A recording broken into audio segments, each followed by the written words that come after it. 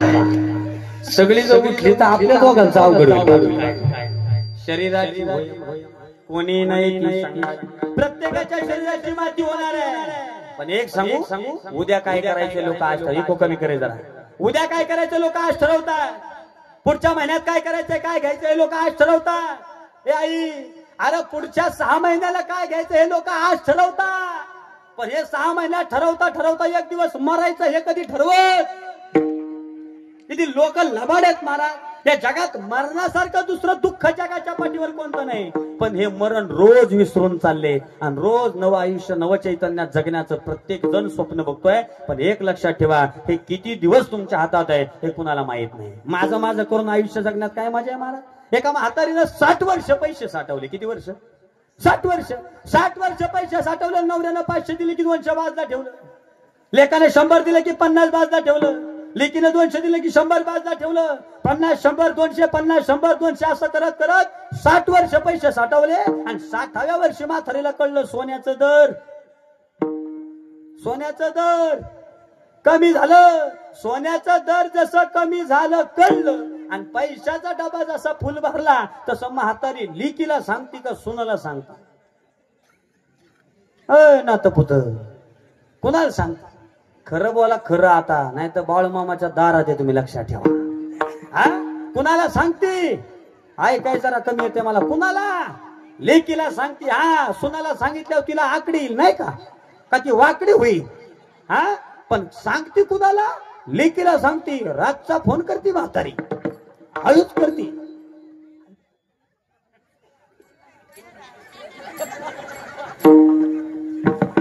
मी तर काहीच बोललो नाही, पण मला काय म्हणायचं ह्यांना पक्क कळ. एवढ्या डेंजर आहेत. म्हातारीनं लेकीला बोलून घेतलं. सकाळी 6 वाजता पुरीनं दरवाजाची बेल वाजवली. मम्मी मी आले. मम्मी जशा दारात जशी लेक दिसली तसा आईला आनंद झाला. नाश्ता पाणी झाला. नातेपुत्याच्या सोनाराच्या दुकानात मात्र त्या दोघी माया लेकी गेल्या. जमलेलं सगळं पैसे सोनाराच्या टेबलावर टाकलं. आणि म्हातारीला डाक करायचा नाद नाही, म्हातारीला मनी करायचा लय नाद असतो. ती पोतत ववीन कशात ववीन. मनी केलं. मनी जमा झालेले पैसे सोनाऱ्याला दिलं आणि सोनाऱ्याला दिलेल्या पैशातून मनी झाले 30. किती झाले? अरे 30 मनी झाले. 30 60 वर्ष साठवलेल्या पैशातून मनी झाले 30. आणि दुर्दैवानं 60व्या वर्षी मनी केले 30 आणि 61व्या वर्षी म्हातारी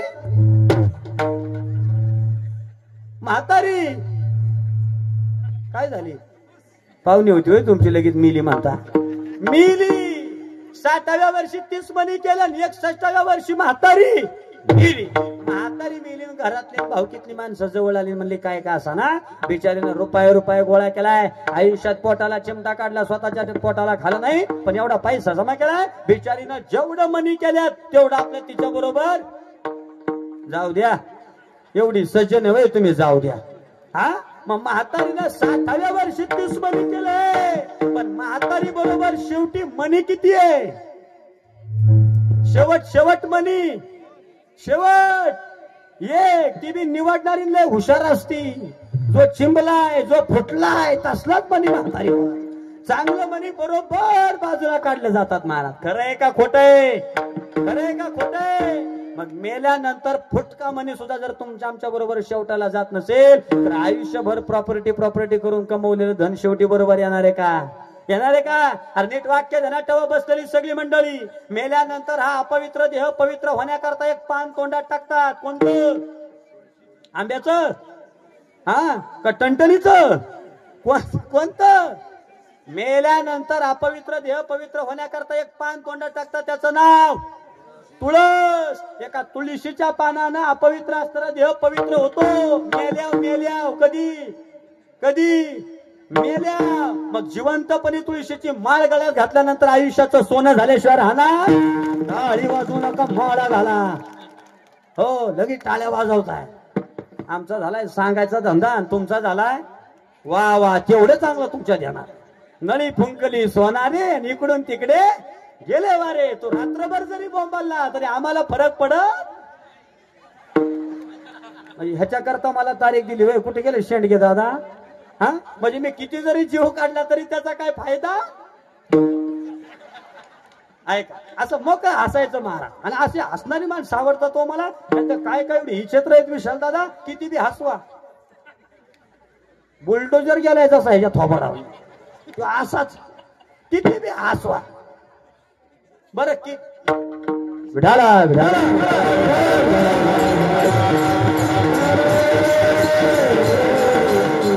मुलाचा टायमिंग झालेला आहे. दर्शन रांग बंद होणार आहे.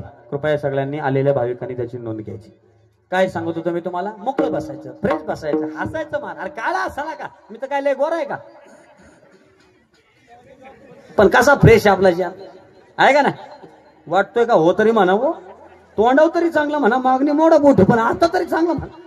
मोकळं राहिलं पाहिजे का नाही. लय काय काय काय काय चित्र महाराज, काय काय ठिकाणी जर गेलो ना महाराज, तुम्हाला सांगतो आज एवढा मोठा समाज आहे. जवळजवळ आज रविवार असल्यामुळे गर्दी सगळी मोठ्या संख्येने या ठिकाणी होणार आहे. दररोज एवढी मोठी गर्दी आहे. बाळूमामाचा भक्त परिवार तेवढा मोठा आहे. आपलं काय, उलट एवढ्या मोठ्या दरबारात माझ्यासारख्या सर्वसामान्य कीर्तन करायची संधी मिळते. हे माझ्या आयुष्यात भाग मिळालेलं सगळ्यात मोठं भाग्य आहे.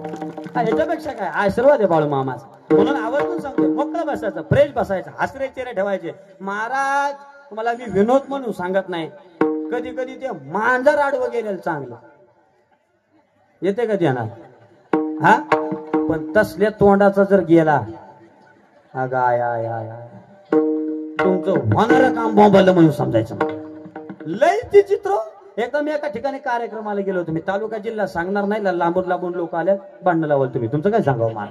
हा, तर त्या गावात मी कीर्तन, एवढा मोठा समाज तुम्हाला सांगतो महाराज, एवढा मोठा समाज. माणसं मोजली मी तर मला धरून 23 माणसं होती. माझी अक्कल पण झाली, म्हणलं आता करावं काय. 23 माणसं, 23. बरं 23 असा नका, असा का, पण 23 नीट पाहिजेत ना.